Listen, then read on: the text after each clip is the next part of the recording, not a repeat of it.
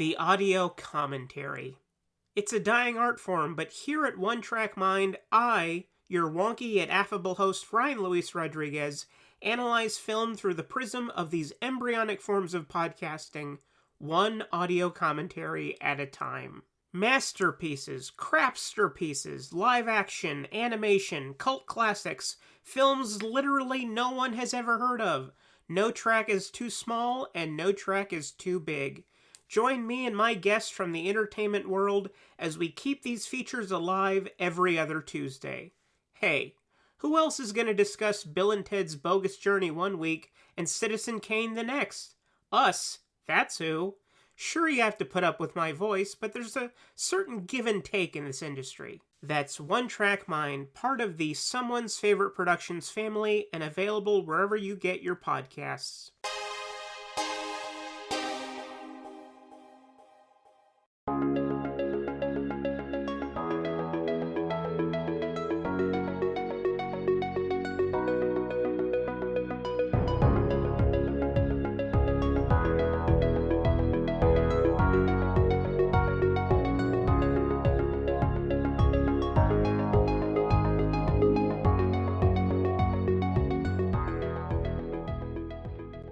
Hello, everyone, and welcome to Film Foundations, a podcast where we talk about, well, movies and why you should be watching them and who's in them and who you should be watching in those movies. I am one of the hosts of the show, Chris Stashew from the Culture Cast, and I'm joined by my good friend, Ryan Verrill of Disconnected. Hello, I am stoked to be here and really happy to be able to dive into another one of these, especially somebody that I've been watching what feels like my entire life at this point. Yeah, same.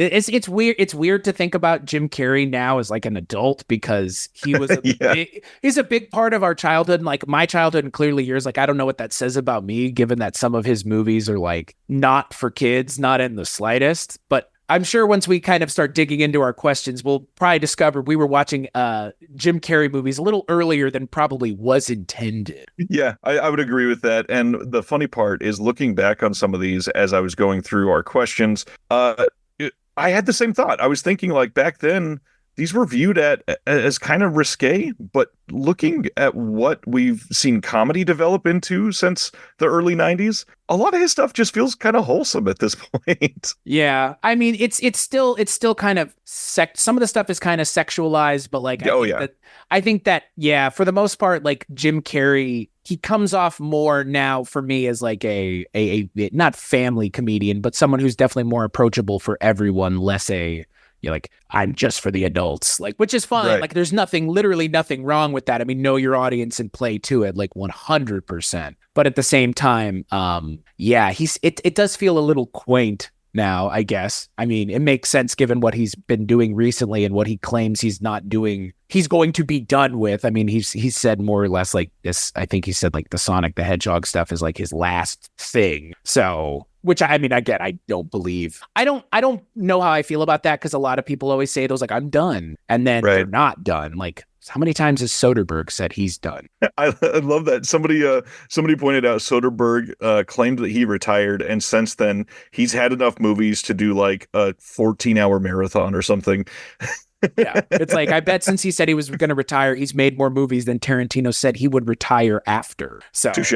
Right, I'm going to retire after 8 movies. Soderbergh has made 8 more movies since you said I'm retiring after my 8th movie. But what's really funny is we were kind of figuring out what we wanted to do for this episode, who we wanted to talk about, and Jim Carrey just kind of came up naturally. I don't think, right? Like it kind of came up and then we backed off of it, and then it came up again and we backed off of it, and then it came up a third time and we were like, well, I mean, this kind of feels like the thing we should be talking. Yeah, the way that we break down some of these so far is just based on when it's the two of us, at least, who doesn't have a massive filmography. And funny enough, Jim Carrey kind of does have a pretty wide filmography, but it's not varied or time-wise deep enough where it feels like it's unapproachable. And so for the two of us, I think this is a really good starting point, which is kind of the basis of the entire show. Yeah. No, and it is like this show is about giving you, the listener, if you have not, exposure to this person or this director or this genre, but also at the same time, not only giving you exposure to it through our conversation, but also a direction to go if you're interested in actually going on that journey. And hey, I will say it out front, right in front of this, before we even get into it, Jim Carrey is not for everybody. I actually know plenty of people that are not at all enamored with his comedy stylings at all. And again, it's comedy, so it's very subjective, and I completely understand. It's, action movies, like most action movies can satisfy most people, but comedy is just very subjective. And you're either going to be into it or you're not. And like I said, I know plenty of people that are like, Jim Carrey, nothing, don't care. And it's like, okay, like I can't argue with that. I can say like, that's unfortunate that you're being so kind of fatalistic about it, and maybe check out some of the things that we're going to talk about. But at the same time, like if you were watching his stuff in the 90s, like I can completely see why you're not necessarily like completely on board with what he's doing, because for a while there, he was inescapable. In the 90s, there were few comedians bigger in the late 80s, early 90s than Jim Carrey.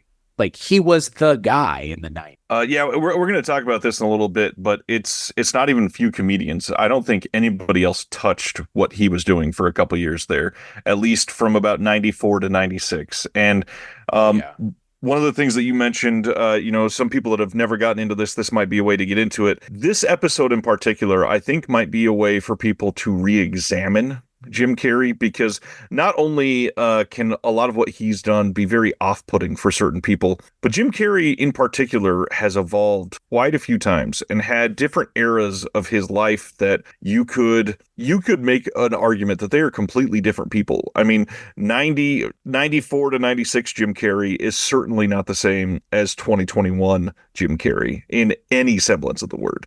He's not doing any of the same things. He's not giving off the same aura. He's not working with the same people. He is not, making himself act out in this outlandishly physical comedy way. He is a very different person. So I'm eager to get into this. Perhaps we should get into some history on Jim Carrey. One of the things that is brought up the most about him is he's born in Canada. We've stolen a lot of great Canadian comedians. He was born in 1962, and the biggest thing is, he's known for comedy, over-the-top physical comedy that involves falling down, that involves overacting, mugging like crazy. The constant mugging. I mean, he was called the man with the plastic face at one point, right? Like, or the rubber face. Is that what it is? Yep. Like that's well earned with Jim Carrey. Very much so. And I love, one of the biggest moments for me is the gag reel specifically for Liar Liar was big for a couple of years. And there's a point where they are arguing in court, and one of the ladies screams the word overactor at him, and he just breaks because he knows that he's acting just beyond over the top, and it's exactly what he needed to be called out for. He had a handful of small roles in the 80s, kind of a small breakout in the movie Once Bitten in 85, and then appeared in Earth Girls Are Easy in 88. But really, what most of us first saw him as a part of was On in Living Color.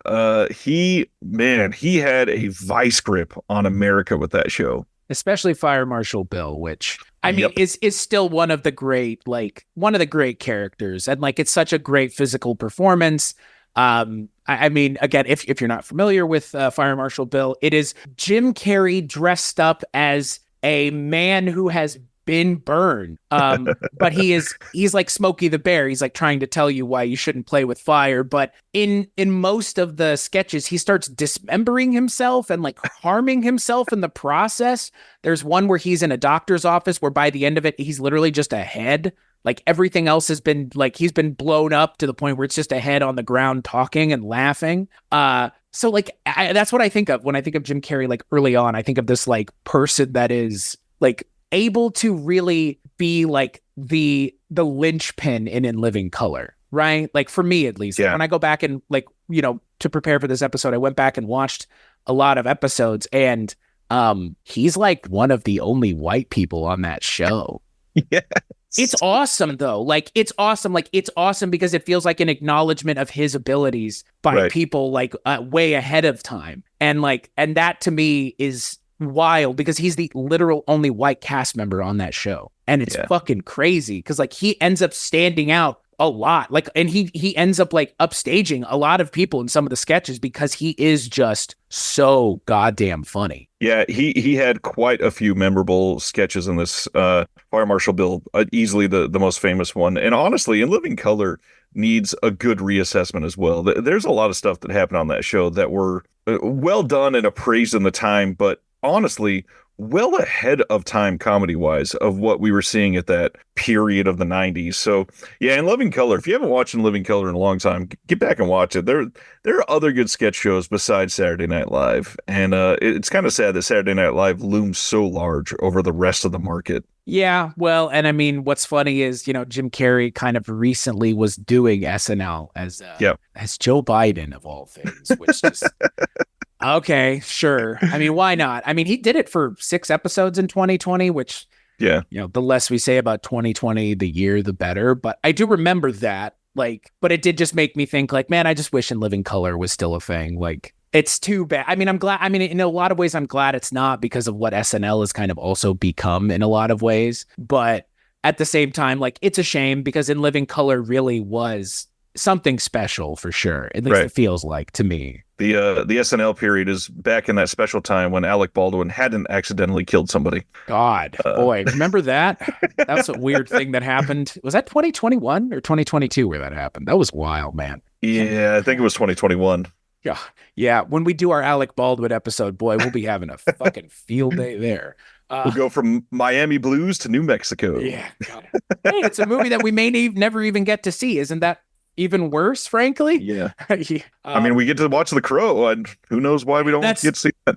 That's true. But I do think it's funny when we talk about Jim Carrey, this just idea of, like you said, he has eras of his career. And then he also has just really weird outlier things that I think. Yeah. That I think I'm probably the most excited to talk about because his fun stuff is fun, but his weird stuff is it's weird. Well, let's get into it then. We will start with our first question, which is always going to be, what is the best entry point for this individual? And for Jim Carrey, I'm very curious to see what we both say, because I personally already have 2 things listed for this, because it depends really if you want to give somebody a comedy or what is not a comedy, because he's done a lot of stuff that even not necessarily full on dramatized films, but stuff that he's not there to play the same type of comedy that he has for the rest of his career. So let's break into it. What's your entry point, my friend? So I have 2, similarly to you, clearly. For me, if we're talking comedy, I personally resonate with this character probably more than any of the other characters that he's played. I just bought a t-shirt at Target that I'm going to reverse tie-dye with this character on it. It's one of those retro style shirts. I love Ace Ventura, and I think it's definitely if you want to get a full blast of Jim Carrey in the 90s, Ace Ventura is it. It is it, and in a lot of ways it's it, and it was also it for a lot of people that they were never going to watch Jim Carrey based on the previews for that movie, seeing that character and just being kind of put off by that character. And look, I mean, the character is meant to be annoying, but the character is also hilarious because he is annoying, and that's the point. Again, at least I find it to be that way. I completely understand if someone else goes, no, you're wrong, Chris. Okay, fine. I will concede that we have differing opinions about Jim Carrey's comedy style. And for me, the other option, and I think that it's a comedic role in a way, but I also think it's might be for me, Jim Carrey's it's his magnum opus. It's I think it's the magnum opus of his career. It's the thing that he'll be remembered for, I think, by more people. How the Grinch Stole Christmas, I think, is a genuine, it is his magnum opus, man. I'm not even I did not see that coming. Yeah, I know you didn't. I don't know what you thought I was going to say. Probably some Michel Gondry movie. But I'm telling you, the amount of time that he even had to put into getting into that suit, and the amount of time and effort that it's everything about that should not have worked. And yet there is something so shockingly endearing about that movie that it is not only a modern Christmas classic, but I would go as far as to say the fact that Jim Carrey wasn't nominated for an Oscar that year for that role is kind of surprising to me. I'm being dead serious. You didn't think I get it, but you get it, right? Like it's like Johnny Depp in Pirates of the Caribbean. Like that movie would have been good without him, but because he has that performance, it's not only a great performance, but the movie benefits from it. I mean, just like The Dark Knight with Heath Ledger. And I see how The Grinch Stole Christmas the same way. Like the amount of time and effort spent just to get into the suit and then figure out a way to make that suit feel like he disappears into the character is what I'm getting at. Yep. And it's a fully realized character who by the end of the movie, you've gone on a journey with this character because it is about the Grinch, that entire movie is.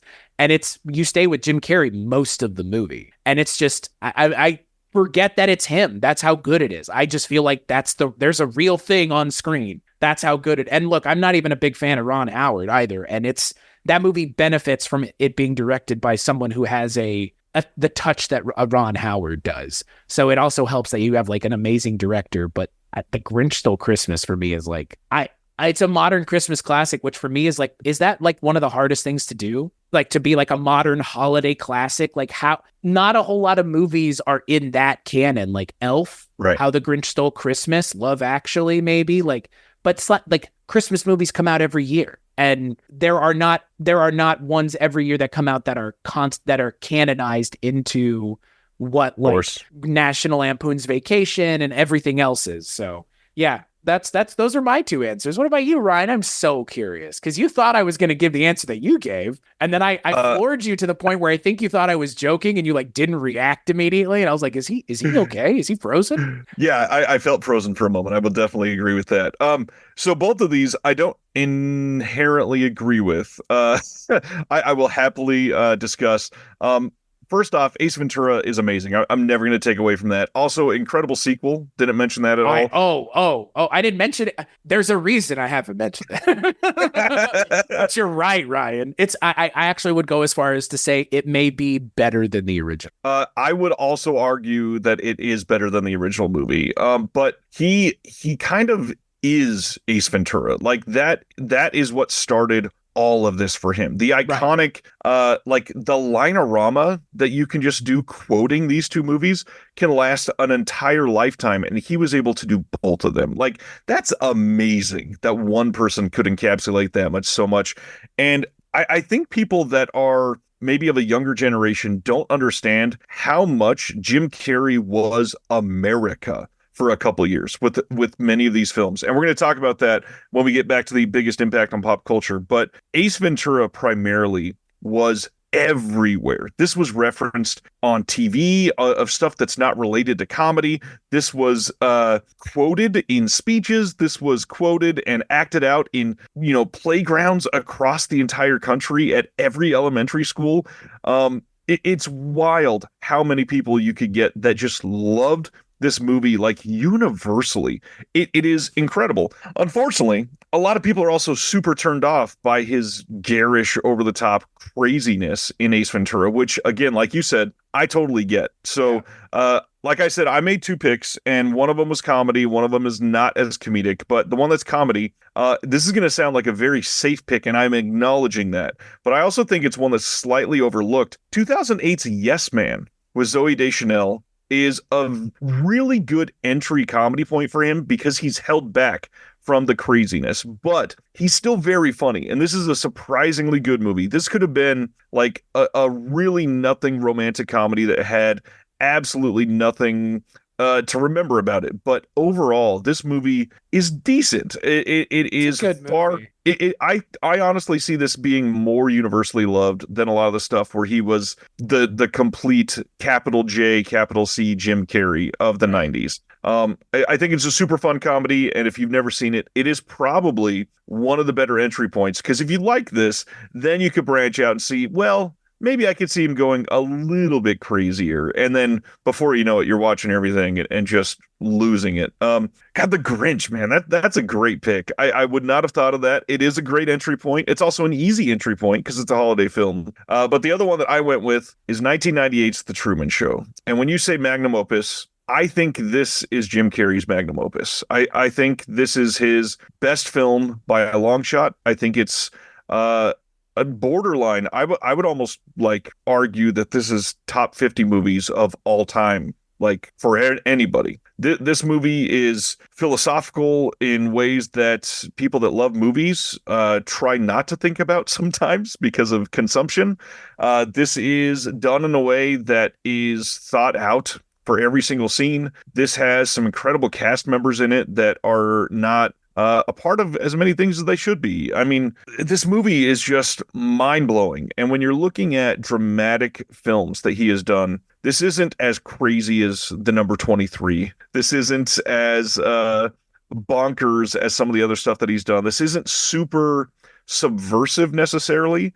It is fairly across the board, surface level, easy to watch as a good entry point. But the cast around him is supporting him in so many ways, not only in our movie of The Truman Show, but in the in-universe show of The Truman Show. And everything is supported just perfectly across the board. We get an incredible performance from Ed Harris, which it really is not something that gets stated enough as people watch this movie back nowadays, because he's a lot of people look at it as like a small part of this movie, but it's not. He's the in the show director, and that's super important. But obviously, as you're going through this, the biggest thing is that Laura Linney is an incredible co-star for him. She's in this movie almost as much as him. Directed like crazy by Peter Weir. Really well done. And then the biggest like character actor that I kind of want to throw out there is Peter Krause, who was in 6 Feet Under, gives a really nice understated performance in this. Love him and everything that he does. But yeah, The Truman Show. I think that if you're looking for something that's not a comedy, this is probably the best starting point for the rest of his filmography. I'm kind of surprised you didn't mention Man on the Moon. I thought that's what you were. I mean, I think when you said safe, I was like, oh, there are two safe choices here. Man on the Moon's like I'd say that's a little more of a deep cut. That was the role, right? Like that's the role that got him that was the role that got him the Oscar nod, right? It's what showed that he could actually act and not just be silly. Right. Which, I mean, again, if that's what people thought, like, fine. Well, I mean, the Man on the Moon stuff is wild, and then the documentary that came out after is equally as nuts. Yeah. Oh my God. I honestly forgot about that documentary. That documentary is fucking is wild. Yeah. I don't know what to think about that documentary because, like, I think, and this is something we haven't mentioned, and I want to mention it now. Jim Carrey seems like a genuinely interesting guy. He seems really I can't tell if he's really in tune or what the deal is, or if he's just pretending to be in tune, but he seems really in tune with the world, as it were, in like a galaxy brain way. And I don't know how or why, and I don't pretend to, but it does, right? Like something about Jim Carrey just seems a little bit bigger, as it were. Yeah, he's the type of person that you look at and you call them an actual artist. I think more so than somebody that's just being funny, silly comedy boy. And obviously he's evolved that because he's painting now. He's had a hand in a lot of the stuff that he's done later in life, like I don't know if this is going to be mentioned later, but maybe an interesting thing to bring up right now is he was in Kick-Ass, which he played a pretty crazy role in the sequel. And as it got marketed and everything came out, and the whole school shooting situation that's a common everyday problem in America, he came out and basically said, I'm ashamed that I was a part of this movie, and I don't even want to see it released anymore. So Kick-Ass 2 is a really interesting blip on his career because he did a real quick about face on that. Yeah, I do remember that. Jim Carrey's personal life is he's an interesting guy. Yeah. Way. And he wrote a book in 2020 as well, Memoirs and Misinformation, which is like a memoir novel about a fictionalized version of himself. So I have had it on Audible for a couple months now, and I've been waiting to listen to it because it's narrated by Jeff Daniels, which wow. Right. Like, so that's why I was like, oh man, like Jim Carrey's weirdo memoir thing that's narrated by Jeff Daniels, like, you signed me up. That sounds amazing. I've heard it's good. I know nothing else, but it was just, we don't talk about those kinds of things, but you just mentioned the idea that he's an artist. And I think that's, again, if you're an artist, you're kind of branching into multiple mediums, including for sure text. So well, speaking of those, we've already started to mention some of the deeper cuts. So what, in your opinion, is a good deep cut for somebody that is either branching out for Jim Carrey or just getting into Jim Carrey, and maybe, you know, it's not a great starting point, but a decent follow-up or something to expand on. So I'm going to be boring now and bring something up that we already brought up, which is Ace Ventura. I think I genuinely think like it's, for me, like it is in a lot of ways, like I will concede that Ace Ventura: Pet Detective is a more important movie for a number of reasons. But I think for me, Ace Ventura: When Nature Calls is the movie I gravitate towards more. I have the soundtrack for the movie on vinyl, for fuck's sake. I absolutely love the movie. I love that there's like a cliffhanger ripoff at the beginning of the movie, which I didn't even realize because I hadn't seen Cliffhanger until an adult, so I didn't know what it was until I saw Right. Cliffhanger much later. But it's much more the like, this is the thing that they talk about in the first movie. We're finally getting to see it, where it's all about the animals and he's out in nature with the animals, and like it totally works. Like it totally works. I think it's a lot more of a toned down version of the character. It's a much more like kid friendly version of the character. The second movie is versus the first one. And I mean, again, I think it's still that like silly fun, but not as abrasive as the first movie, which I also don't think that anybody is like sitting and going, oh, the second movie is so good. Like I think people like the second movie, but I don't hear people mentioning it the same way they mention so many other things. I also think about like, well, what would be the, like, I don't know. I had two answers for this, and it's not fair to mention both of them because one of them might be yours, but it's one of these things where, like you mentioned, like if I didn't want someone to watch Ace Ventura, like what would I want them to watch otherwise? It would be Me, Myself, and Irene. Because like it's like that kind of comedy for Jim Carrey. He never really did that again. Like he really only did it in like that movie, the like really fucking abrasive. And he is really abrasive in that movie. And he really never got there again in his career. Like he never went full on the way he did in that movie. And so, because you kind of mentioned like what would be a thing to watch where he's different, that would be, I think that's probably my better answer. Even that Ace Ventura: When Nature Calls, because we had kind of already mentioned it. Me, Myself, and Irene, he is a very different comedic actor in that movie. And he does two roles in that movie effectively. It's a movie that like I think about often because like it's a really fun movie, but it is also like the character that he plays in that movie is a real piece of shit. So that's my answer. I got to it, but Me, Myself, and Irene. That is a solid choice. I think Me, Myself, and Irene falls into this weird oblique bucket that is only containing Me, Myself, and Irene and The Cable Guy. I think both of those movies are really great, subversive choices that really go together in his career. I didn't choose either one of those for the deep cut, but I think that they are a great choice and really show a separate side of his comedy. And when we're talking about eras, this one didn't last long, but it's a very interesting era in his career. It's one that is filled with, kind of cobbling together a couple different genres instead of just slapstick comedy. And they both work oh so well. Like Cable Guy specifically gets overlooked a lot. Me, Myself, and Irene was almost equally as quotable as some of the other big movies that he did. But it seems like people either forgot that it exists or like hate watched it and didn't seem to love it. But Cable Guy, people don't even reference it because it's so different than anything he's ever done. It's a borderline like comedy horror. It is so well done. And Ben Stiller, I know, my God, he is so fucking amazing for this. And this movie is just creepy and this weird like stalker comedy that you don't expect to come out of anywhere from his career to create this. And it's just this one point in time that it could have been made. It's so great. Yeah, I love Ben Stiller as a director. I mean, he hasn't directed a whole lot of stuff, but he directed one of my favorite comedies, which is Tropic Thunder. I mean, just fucking like a masterpiece of a comedy in so many ways.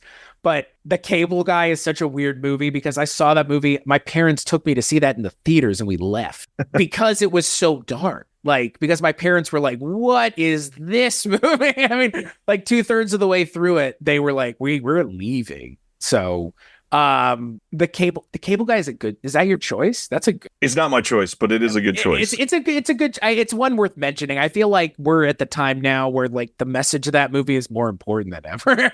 Right. You know, which is the weird thing that movie also has like a message, but you know, again, like yeah. So kind of like the last one, I had to cheat a little bit and choose two here.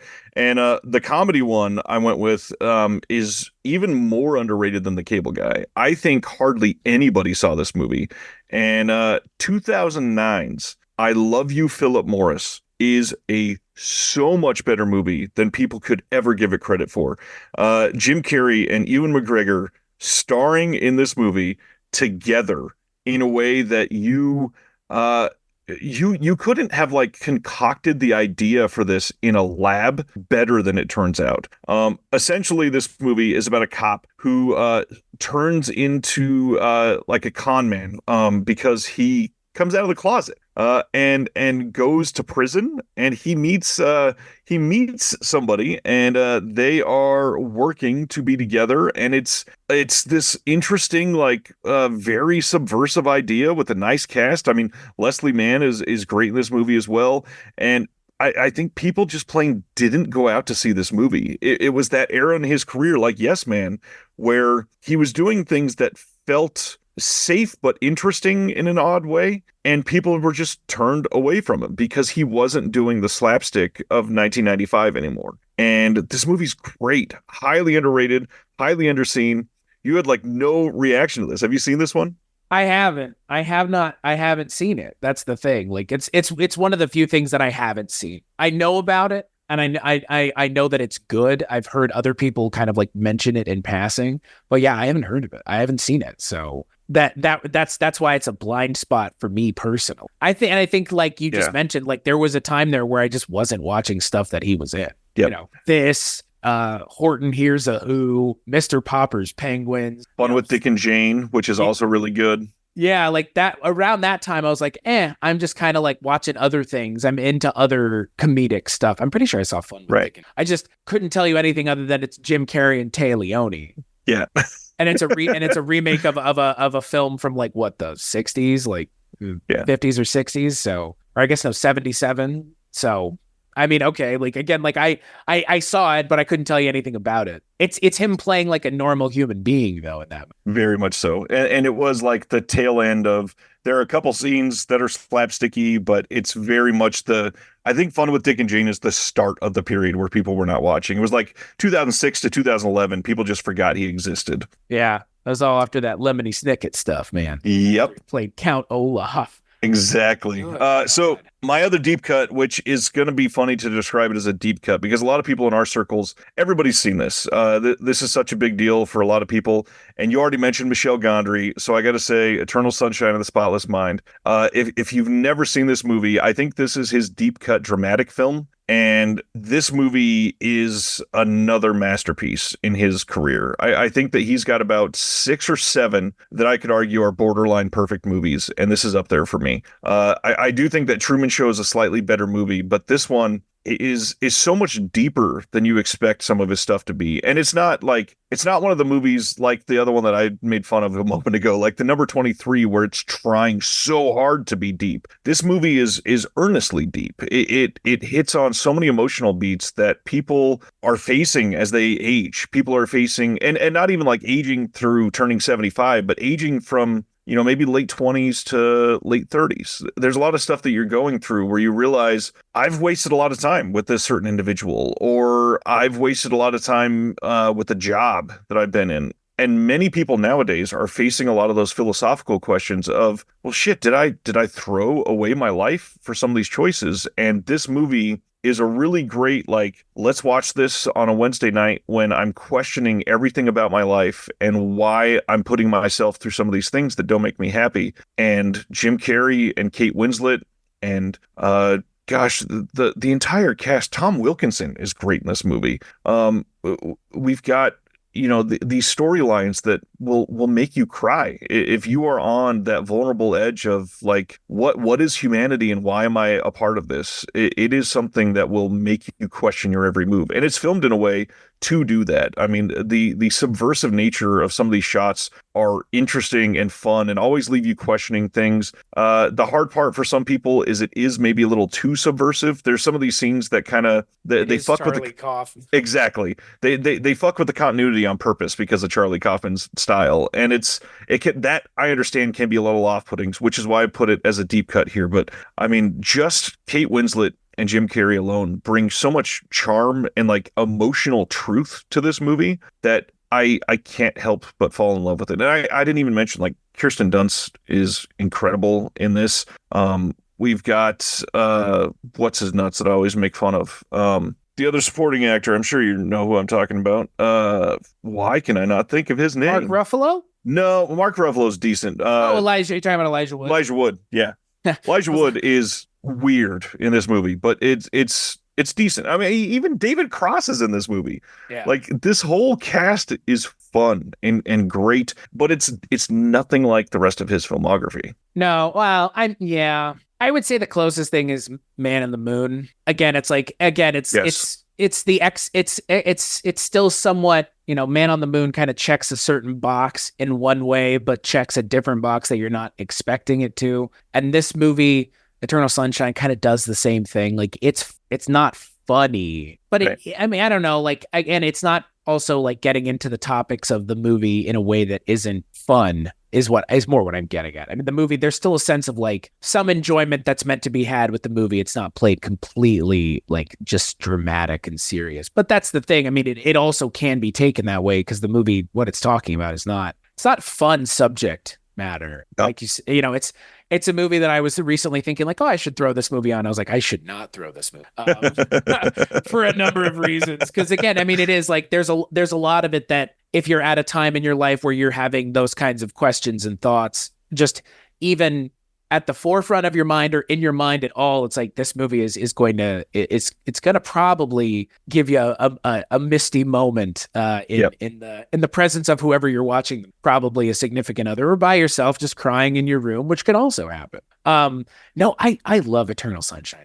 It's a rough movie to watch, like unless you're watching it with your significant other, and like that's the point. But like again, like I don't know. And I think the way the movie ends also, I think is weird now in retrospect. Yeah. Right. Because I don't know, like that, the reason I didn't pick it is as much as I love the movie, the ending is kind of odd.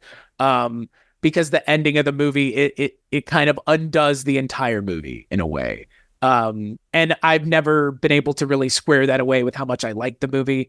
Because the last couple minutes of the movie, at least for me, are just kind of like you kind of maybe missed your own point. I mean, that's typical Charlie Kaufman to a point. right. But you know what I mean? Like, yeah, you were nodding your head, so like you get it. Like it's just it's that thing. Like there's a weird thing at the end of that movie that a movie. You and I had talked about before we did this. Like, what were we going to do? And we talked about Jason Segel, and we talked about Forgetting Sarah Marshall, Eternal Sunshine of the Spotless Mind. Forgetting Sarah Marshall has the ending that Eternal Sunshine of the Spotless Mind wishes it had, which is it stays true to itself all the way through. And that's the point. And that was the reason I didn't pick it. It's because like it just off-put. Every time I watch it, I'm a little off-put by the ending. So that's a personal me thing, but I will concede like it's great. And then the TV show that he did with Michelle Gondry is equally fantastic as well. Yes. Okay, so we've gone through our first two questions, and now I think this might be the most interesting part of the conversation today. The biggest impact Jim Carrey has had on pop culture. I cannot wait to hear what you have to say about this one. I think for me, Jim Carrey's, I think his impact on pop culture is just, I don't know, like for me and for a lot of people my age, I think he's like the comedian for a lot of us growing up. And I think that like what he did and the comedic styling that he was doing with the emoting of his face in such a way where it was all about having the camera on this guy's face constantly. Yeah. It beat his face into your mind in a way that like I mean, again, like we mentioned the mugging, I just think for me, what Jim Carrey did is he created this idea that a comedian could make $1 million as a movie star. and like that comedians can be movie stars, like big time movie stars. And I think that that's his biggest impact on pop culture, is like legitimizing comedians as like big time actors that are worth paying a lot of money because people are going to line up to watch their movie because he's in it. And in the 90s, that's what was happening. People went and saw The Mask because it was Jim Carrey. That has nothing to do with the comic book. Neither one of us have mentioned The Mask yet, because the Mask movie is fine, but The Mask as an adaptation of the comic book is awful, because the comic book is gory and gross and over the top in a way that like it should be remade if somebody's looking for a fucking cheap idea that nobody's done. The Mask is a good Jim Carrey movie. It is a bad adaptation of the comic book, but they cast him in the movie because he is literally that character. He is the character of the Mask. I mean, he can play Stanley Ipkiss just fine. I mean, but the character of the Mask is what everybody wanted from Jim Carrey. It's his most unhinged role outside of the Cable Guy, which is unhinged for a different reason, like the Mask. And then you could go as far as to say the Mask was an audition for the Riddler. Sure. But the Riddler, I mean, the Riddler is that role where it's just like, this motherfucker has gone off the reservation completely. And that role is like that, and the Mask are just like, that's Jim Carrey at like 110%. And for me, like, I know that was the thing that turned so many people off to him, but that was also the thing that made him the guy that was making the buku fucking bucks, where they were like, we're going to cast you in Batman Forever, at the comedian as a villain who could not have any physical presence with Batman. Like no way Batman is not going to just beat this guy's ass. I mean, Jim Carrey's 6'2", but he's not physically intimidating is my point. But he's cast in that movie because he's Jim Carrey. And that is like all you need to know, because that was the biggest movie the year it came out. And Jim Carrey was part of the reason it was a big deal, because he was a big deal. And he's not a big deal anymore, but you know who is? A ton of other comedians who are now working in the industry. I mean, so many comedians owe a debt of gratitude to Jim Carrey, to being the guy who they were like, we're going to give this guy an actual budget for a movie, a big movie that is his thing, and he killed it. And that for me is his impact is legitimizing comedy in the 90s, which I think gave us so many of like the 2000s and 2010s like comedies that have like Steve Carell or other people that were just comedians on TV, and now they're, Steve Carell, like who's like beloved by everybody because of, Despicable Me and blah blah blah blah blah, just like Jim Carrey. Just like Jim Carrey. So funny enough, we kind of came to the same answer, but in an interesting way, because my answer for the biggest impact of pop culture is simply Jim Carrey's 1994. And if you have never looked into like IMDb and realized that these all happened at once, it is mind-blowing to imagine that Ace Ventura: Pet Detective, The Mask, and the other one that we haven't mentioned yet, Dumb and Dumber, all three happened in the same calendar year. That seems so insane that anybody could do that in 1 year, and not only just make those movies, but have them be the number one films in that year, have them be some of the highest grossing comedies ever up to that point, have them all come out and be massive critical successes and financial successes, and have, again, all three of those movies are insanely quotable. We still, I mean, how many kids did you see come out of a bathroom and yell "smoking" in the 90s? I mean, hey, this bro, movie... my mom made me a Mask costume from scratch, dude. I have pictures. I have the mask still. I have my mom made the suit for me and everything, the yellow suit. Oh yeah, that's how much I love the Mask. There's your answer. We may need to make the cover art for the podcast that picture just for this episode. Yeah, it's the Mask for me, like growing up as a kid, like I have my doll from the Mask when I was a kid over on my shelf, the one where it's like press it on the back of the head and the eyes come out. Yeah, man, the Mask is so fucking cool. And then I read the comic book and I was like, what is this? What is so much this? cooler? I know, and the comic book in hindsight, in retrospect, is much cooler than the movie. And that's the sad thing. Like, it is the sad thing is like The Mask is such a fun movie, but like, yeah, again, like I can't really get out of it. I do want to say the reason I haven't mentioned Dumb and Dumber, hot take, and this may rankle a couple people. I'm not a huge fan of that movie. Neither am I. Okay. I like Dumb and Dumber, but I noticed neither one of us mentioned it, so maybe I should have taken the hint that you weren't the biggest fan either. I'm not a huge fan of people playing dumb on purpose, playing dumb and annoying, and it's like, it doesn't make any sense. This just Come on, nobody can live life this stupid. Well, you say that, but yes, but no. I think the problem is seemingly your reasoning and my reasoning might be the same, which is I just don't find that funny. Right. It's not that funny. I don't find that role funny. Like that feels like that feels lowbrow even for Jim Carrey. Exactly. When one of the top bits from your film is what's the most annoying sound in the world, like I don't want to rewatch that all the time necessarily. Yeah. Poor Mike Starr, huh? So yeah, 1994 for Jim Carrey is a legendary year, and for like entertainment as a whole, not many things happened like Jim Carrey had in 1994. And funny enough, the only other example that has always been incredibly impressive to me also happened in 1994, which is when late in that year, we saw Tim Allen, who was insanely popular, have the #1 movie in the entire country with Santa Claus, the #1 TV show with Home Improvement, and the #1 New York Times bestseller, which was Don't Stand Too Close to a Naked Man. And now Tim Allen, great. Not a great person nowadays, of course, but he had an insane year in 1994. He and Jim Carrey alone could draw literal millions. The people that they themselves had a fan base for. And funny enough, they're very similar. A lot of their stuff is slapstick, over the top. Tim Allen was a little more like middle America type, and Jim Carrey was a little more over the top, like comic book style, at least. But just they brought people together. They brought families together genuinely. And we don't really have comedians that do it like that anymore. And yes, you're right. They inspired people like Steve Carell. They inspired people like even like Stephen Colbert in some of his earlier stuff. They inspired Tina Fey. They inspired a lot of the sitcoms that we have nowadays you could see are pulled right from some of the stuff in the 90s, and they just tweaked them just a little bit to make them a little more updated. They're great, but yeah, 1994 was a massive, massive year for comedy that changed things for a lot of people. Namely Jim Carrey. This is true.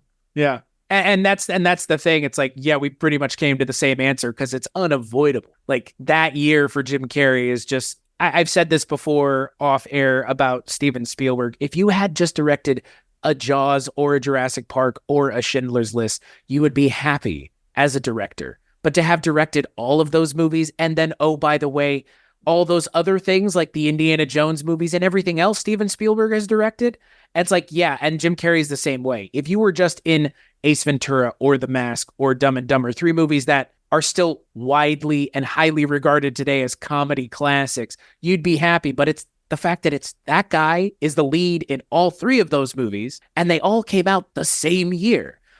And there you go. Like you said, like you can ride that wave the rest of your career, frankly. And I'm not saying Jim Carrey hasn't done anything of value since. He's done plenty of things. We've already talked about it. But if you do just that, holy shit, do you really have to do anything else? Like, again, those 3 movies are a pretty good read on his abilities in all 3 directions. And to think that those are like 3 of his first films. This is not something where somebody was established as a star before they did this necessarily. I mean, when Ace Ventura: Pet Detective came out, his biggest movies were Earth Girls Are Easy and Once Bitten, like I mentioned earlier. Those are nothing. This was a Earth massive. Girls Are Easy is pretty great. Yes, but he wasn't even the lead in that movie. But that's fair. What I'm saying, like it's a huge risk to put these massive tentpole comedies around somebody that their only thing at the time was In Living Color. Like that's a big deal. Like obviously he was a huge part of In Living Color, but this was a big risk from the studios that people don't talk about like that. Yeah, no, it was not like we take it for granted now, but in the 90s it was not a thing that they were doing, but then they did because of Jim Carrey. Exactly. I'm glad neither one of us have mentioned Batman Forever in much more than passing. It's not that I dislike that movie, but that movie's a mess. It's a fun mess, but it is a mess, given where we are with the Batman character now. Also, I mean, and now that we finally had someone do a Riddler character, I think properly, not the Adam West Batman with Val Kilmer in it. Yeah. So that brings us to our final question, which is, who is similar to Jim Carrey, that if somebody were big fans of these individuals, they may like Jim Carrey. And this one for me, I tried to kind of bridge the gap with a couple generations. I feel like we have one that is slightly pre-Jim Carrey that trickled into post-Jim Carrey, and one that is primarily post-Jim Carrey. And I think the only two that are really similar to Jim Carrey's style that isn't, like Charlie Chaplin, which you could argue a lot of the same Chaplin stuff is kind of similar to what Jim Carrey does and emotions and everything. I'd have to throw out there Robin Williams and Will Ferrell. They both have done some things that are, especially Will Ferrell, on the more risque comedy side. They've both done a lot of family comedy. They have both done things that are, very wide-reaching and sort of universally loved, especially Robin Williams. But they both sort of fall flat on the overall like success that Jim Carrey had. Neither one of them had a 1994. Neither one of them had a year where they were unstoppable. Robin Williams obviously played to some massive people throughout some many different eras of his life, and so was Will Ferrell. Not taking that away from him, but man, I could see them being a bridge for people to Jim Carrey for sure. Yeah, I would agree. I thought of people like Will Ferrell, obviously. I think he's a good analog. Also, someone like an Adam Sandler. I think Sandler's different in what he does, but I think you could apply similar ideas and concepts to Adam Sandler in terms of what his career has been, how he's been able to kind of move between adult comedies, family comedies, teenager comedies, and also dramatic roles, which I mean Jim Carrey has been able to do, and Robin Williams I think did somewhat. Your mileage will vary with any of these actors. These That's comedians true. As dramatic actors, I think just based on the fact alone that it's, again, like comedians as dramatic actors is just, it's hard. It's hard to see it. And some comedic actors just don't have it. And that's okay. Like they're, making people laugh is just as important as making people cry, if not more important, frankly. So I don't know. I would say Will Ferrell, Adam Sandler. I mean, you mentioned Robin Williams already. I think those are good analogs. Someone like Ben Stiller kind of took himself out of the running, I think, because he just decided one day, I'm just not going to do this anymore, is what it feels like. And he hasn't done anything in a while, which is a shame because I'm probably a bigger fan of Ben Stiller than I am of any of these other people we've mentioned, because Ben Stiller has, for me as an adult, he has just as many big roles that are that I don't know, have made a real big impact on me. Right. The through line DNA genus of White Goodman and Tony Perkis from Heavyweights and Dodgeball. that character for me is one of the great comedic roles. But that's, again, Ben Stiller, who just kind of stopped doing it one day. But even a Jim Carrey is still around. He's still kicking it. He's still doing things. I mean, we didn't even talk about Sonic. I mean, we mentioned it, but Sonic's fucking great. And he's fantastic. And it's good. It's good. It's a good video game movie, but it is really good because Jim Carrey is in it, and he's just back to 90s form. Jim Carrey for one night only is what it feels like, and now we're getting 3 movies, which is great. That's awesome. We get 3 movies of him doing this, and then he's seemingly said he's going to be done. But it's a return to form for him, which is also, I think, the versatility of him as an actor is he can go back and do that again, and he hasn't lost a step. It's like in wrestling when, an older wrestler gets back in the ring and they start cheering, "You still got it." I mean, it's that he still has it as that actor from the 90s, and Sonic the Hedgehog is prime example, because that character that he plays of Robotnik could have just been a throwaway role for somebody like a Josh Gad, but instead it's Jim Carrey elevates it and makes it something that's you're watching these movies because he really kills it in a kid's video game movie of all things. In one that was almost destined to fail. Right. Right. That Sonic redo gate 2021 or whenever the hell that movie came out. Yeah. So glad they fixed that. Yeah. Well, yeah, it's a lot of those actors like Robin Williams, obviously, unfortunately, what happened with him, he we aren't able to see older Robin Williams doing, things. And like, I just recently saw Mrs. Doubtfire, and like that movie, like he hits fucking hard, man. Like Robin Williams, for as funny as he was, he also played sad really well. Like something about seeing that man's face sad, just like it like hits you right in the chest. And what's funny with that one is he gets you to empathize with him, and he's the villain in that movie. Yeah. He is absolutely the villain in that movie. Yeah. It's kind of wild. So I don't know. As far as I'm concerned, like, these kind of actors that we've mentioned, they do stand on their own, but at the same time, like they are all kind of in the same vein of like, you're so big that you can move within the sphere. Right. I mean, and I would also say another actor that we haven't mentioned, but I think there's a universe where he is more this than he is what he's doing now, like a Ryan Reynolds. Like he was almost there. You know what I mean? Yeah. It wasn't like the face stuff, but it was like the whatever his thing is that he always does is him, and it's always him. And like same with a Will Ferrell and a Steve Carell and a Jim Carrey. Like, yeah, it's still kind of always just them. And like Ryan Reynolds, he went a different route and kind of became like an action star, which is kind of weird.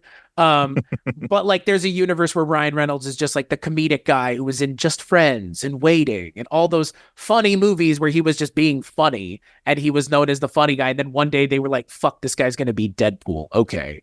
And then it completely changed your perception of him as an actor. I'd say. What sucks is his dramatic turns are pretty decent too. And even when they were meant to be comedic, like hardly anybody's seen The Voices. That movie is incredible. It's fun, man. That movie is so fun. Good. Yeah, I know. I was kind of wondering if that's what you were going to mention. That's a fun movie. And yeah, I don't know if anybody has seen it. Like, nope. Just the 14 of us. Yeah. It came out and nobody said anything. And now like Ryan Reynolds is bigger than he's ever been, like on TV shows and all kinds of shit. And it's like an owner of a football team. Like, Jesus Christ. I mean, again, I think it's because he pivoted, which, to his credit, like he's a comedic actor that pivoted the way I don't think most comedic actors ever have. And Jim Carrey kind of did too. I mean, he was able to be in a Batman movie. So, maybe Ryan Reynolds is kind of an apt comparison because he went from being a comedic actor to being a superhero who's now going to be part of the MCU. Ha, people. I guess we are going to bring it up in every episode. And I have to. If it's low-hanging fruit, it's low-hanging fruit. Well, I mean, this has been an incredible discussion with somebody like Jim Carrey. There's so many ways that we could have taken this. I mean, there are lots of things that we have not even really begun to touch the surface of what is even fully important for him. Because when you think about Jim Carrey, we've nailed a lot of these, but to mention some other things by name, obviously Sonic the Hedgehog is a big deal. He did a movie called Dark Crimes, which is not good. Do not watch that movie. It's not good, but it is an odd, like, dramatic turn for him. His show Kidding, that movie needs to be mentioned by name because it is so well done. They made a sequel to Dumb and Dumber. Not good. Should not have been made. He played a really funny character in one episode of The Office. He's hardly in it, but I think it's an interesting take on a character for sure. One of the other biggest things that I'm shocked that we didn't mention even once, Bruce Almighty was a huge movie. Huge movie. Yeah. I haven't seen it in a really long time. I mean, there are parts of that movie that I definitely think about. Like, I mean, that movie, speaking of Steve Carell, I mean, that whole thing where he's fucking with him on air is just some great practical physical comedy between the two of them. I didn't, I kept thinking about it and I was like, are we going to bring it up? Neither one of us did. And to be fair, like I brought up the Grinch. I'm not sure if you would have brought it up. So, you know what I mean? Like, it's interesting the things we didn't bring up, versus the things that we did. Cause things like the number 23 don't deserve to be brought up. No, that's a weird movie. It's hard to like watch something like that and be like, I mean, I see what you were going for, but it just didn't work. And like, that's okay. Like, but on the other hand, if you ever have like desired to see Jim Carrey's ass while he's playing a saxophone and musing about numbers, hey, maybe it's the movie for you. Yeah. Hey, man, that movie has a twist in it. I forgot. Okay, it's a masterpiece. Yeah. Well, this has been fun. Thank you, sir. I'm glad that we went down this route, and I think most of our answers were different, except for maybe the biggest pop culture impact, which is really fun. Yeah. I again, I don't think that it's not that I don't think there was another option, but I don't think there was another option. If you take a step back and look at the whole thing, as opposed to just pieces. So, yeah, man, Jim Carrey's fun. There are a lot of other people that we mentioned in this conversation who we could have conversations that I would be very interested to see what our answers for those things would be if there's any crossover from this. Because like so many of the people that we talked about, it's like, ooh, I would like to do an episode on if somebody wanted to, or if we wanted to. But like, there are a lot of things that like we mentioned the Jim Carrey stuff, but we, again, like you said, we didn't even go the full the full route because we didn't have to, because the things that we mentioned are important enough that like, about people still, they hit hard there. You can still buy merchandise for this thing at Target in 2023. That's my point. Yeah, that's probably the best way to end this. Buy merch for Jim Carrey movies in Target in 2023 and 2024. Support locally owned businesses named Target. And we'll see you in the next episode of Film Foundations.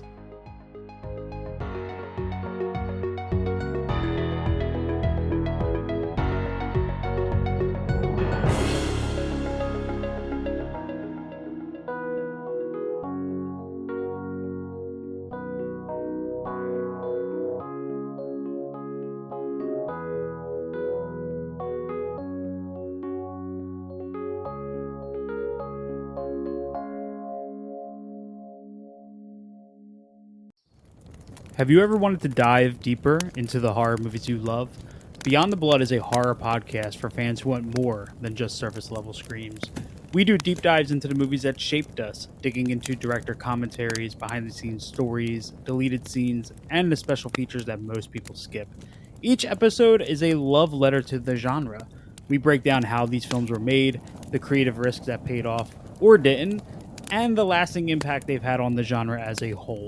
From 70s slashers to modern nightmares, we celebrate the craft, chaos, and characters that keep us coming back.